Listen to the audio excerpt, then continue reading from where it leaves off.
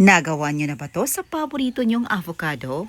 For today's video, gagawa tayo ng isang bago at masarap na merienda na tiyak na kagigiliwan ng masa. Tara, samahan niyo kong magluto. So meron tayo ditong isang avocado. Reseping ito gagamit tayo dito ng isang medium size na avocado. Dito pinagsama natin ang 1/2 cup of butter at 1/2 cup of brown sugar. Imi-melt lang natin ito. At kapag nag-fully melt na, i-add na natin ang 1 cup of white chocolate. At saka 1/3 cup of avocado. I-mash lang natin ito hanggang sa maging pino. At mag-melt yung white chocolate natin.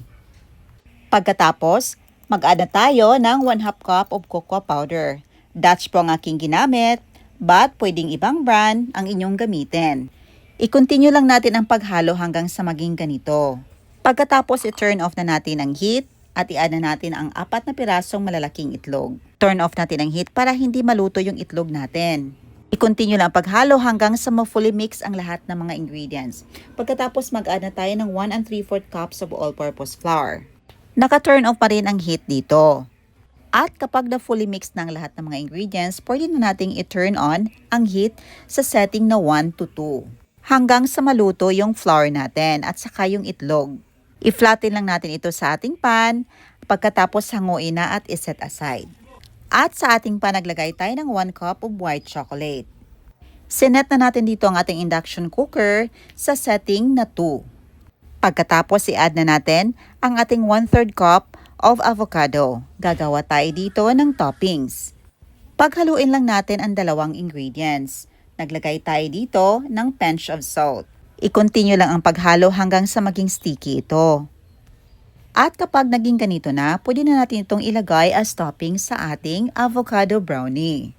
Ang consistency nito is malapot, but hindi naman siya didikit sa ating kamay kapag nag-set. Para siyang yema, pwede niyong bilog-bilugin ito. Meron tayo ditong almond nuts. Ginagrind lang natin ito at i-toppings natin sa ating avocado brownie. At ito na, ready to serve na ang ating napakasarap na almond avocado brownie sa kawali. O diba, may bago na tayong panghimagas na padali lang din gawin. At sa kawali lang natin lulutuin. Tara na, tikman na natin. Excited na tayo. Ang toppings nito, napakasarap talaga dahil maamoy mo talaga ang avocado flavor na nilagay natin.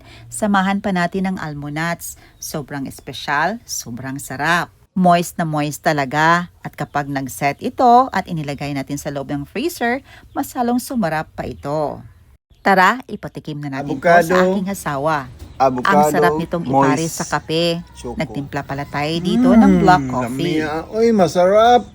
Ang sarap nitong ipares sa kape. At isa din to sa mga paborito kong dessert dahil napakadaliling gawin at napaka-espesyal. Ayan lang po, salamat sa panonood. Hoping nyo subukan ang ating recipe. See you in my next vlog. God bless you all and stay safe everyone. Bye and enjoy!